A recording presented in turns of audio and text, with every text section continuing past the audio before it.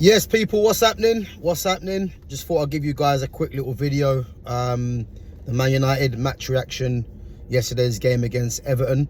I think if we're being honest, it wasn't really a great game yesterday in terms of quality. The amount of times both teams were giving the ball away. But again, a lot of that could be in terms of, the fact that Everton was pressing Manchester United up the pitch. And then obviously defensively, they were sitting in that low block.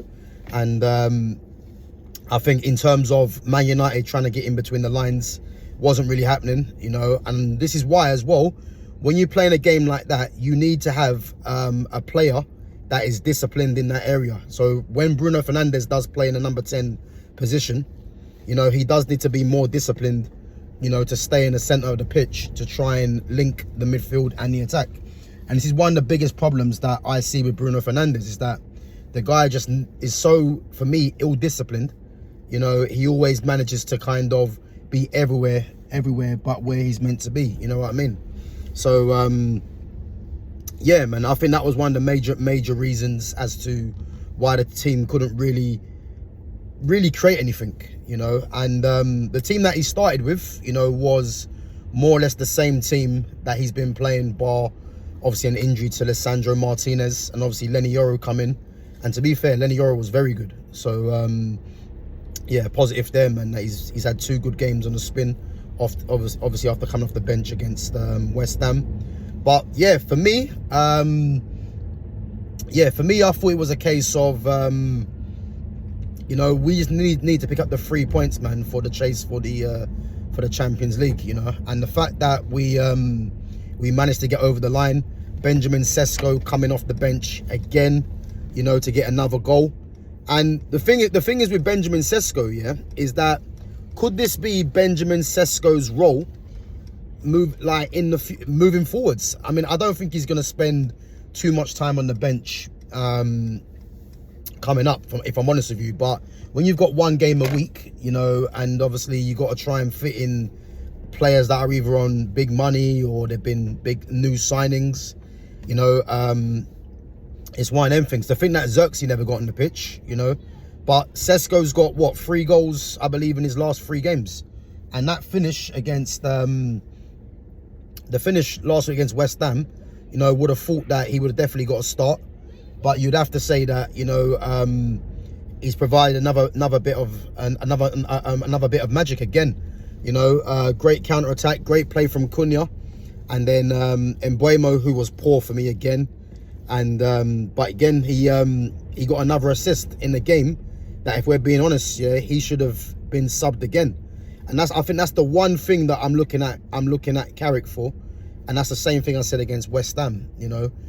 Bruno Fernandes was poor, Mbeumo was poor. I know Mbeumo got the assist in the end, but I just wish that Carrick, would just make changes to those players when things are not going well. That's the one thing I would say. But in terms of games like this, a lot of it, I think Carrick does set us up well, and a lot of it is going to be down to what these players can do, and the fact that we've got quality off the bench in the likes of Benjamin Sesko for the goal that he provided. It's just testament to the quality that we have in the squad, and what we can potentially bring in as well.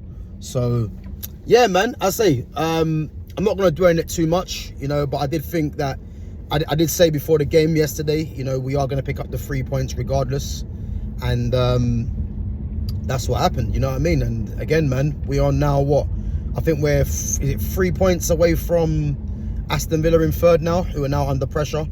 So yeah, listen, I'm happy with that, man. And that was the main thing, just picking up the 3 points and moving on. So yeah, man. Yeah, positive news, man. And again, Carrick's unbeaten now. What's he unbeaten in? What is it? 5 games now? 6 games? I can't remember.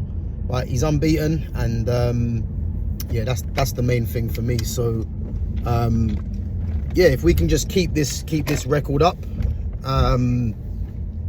if we can just keep this record up, man, it's going to be good news, man, to come the end of the season. Because if I'm honest, I just want this season to be done with, personally.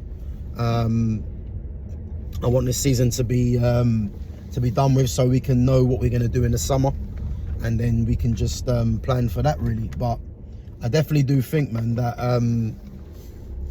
yeah, I definitely do think that we are playing a lot better under Michael Carrick. You know, I definitely do think that we have more gears to go into. You know, I don't think we were great, as I said yesterday, and there weren't really great performances from a few players. I think our best player was probably, you probably have to look at the defense again. You know, I thought Harry Maguire, I thought Lenny Yoro. You know, I think they coped well with Tierno Barry and with the physical threat that Everton, as we know, were always gonna kind of try and target. I thought Dalot was decent, to be fair, as well. You know, I'm not a massive fan of Dalot, especially as of late, but I thought Dalot was actually decent yesterday. I think the whole defense, you know, there's not really much you can really say that they done wrong. I thought Kobbie Mainoo, you know, and again, it's not really a surprise because we just know Kobbie Mainoo's a top player, and for me, I thought Kobbie Mainoo, again, you know, Kobbie's just got a certain amount of quality that he displays, you know, week in, week out, really. You know, the composure on the ball. So I thought Kobbie was very good, you know, and again, Kobbie's playing regularly now, and for sure, guys, he's going to be in the England squad come the World Cup when it comes out. I'd be very surprised if he's not. And again, I'm going to do a little live stream, actually, in regards to Kobbie, because I'm going to compare Kobbie with another player, which I think you guys will find very interesting. So yeah, keep an eye out for that one. And Casemiro, to be fair, Casemiro for me, if we're being honest, wasn't that great yesterday if we're looking at the Casemiro that we know. But I still think Casemiro, you know, does show glimpses of what he can do, his quality, his importance to the team. But he wasn't as good as he was. And Bruno, we spoke about already, was poor the whole game, giving the ball away, resorting back to long ball. And Mbeumo was poor as well. I know he got the assist, but he should have been taken off. Cunha was having a good battle with James Garner. But, you know, I thought he was, at times, I think in terms of our attackers, he was our most influential in that sense. But I have seen him play better. And Ahmad, to be fair, you know, Ahmad wasn't great, but he should have stayed on the pitch longer than Mbeumo for me, you know. But other than that, guys, you know, 3 points, we move on. And obviously Palace next game at home, I think, on Saturday. So yeah, let's make sure we pick up the 3 points again, keep this surge for the Champions League places, and let's see what we do at the end of the season, man, because this summer transfer window, I'm looking forward to it. As we spoke about yesterday, Eduardo Camavinga, could he be a possible target? Hopefully.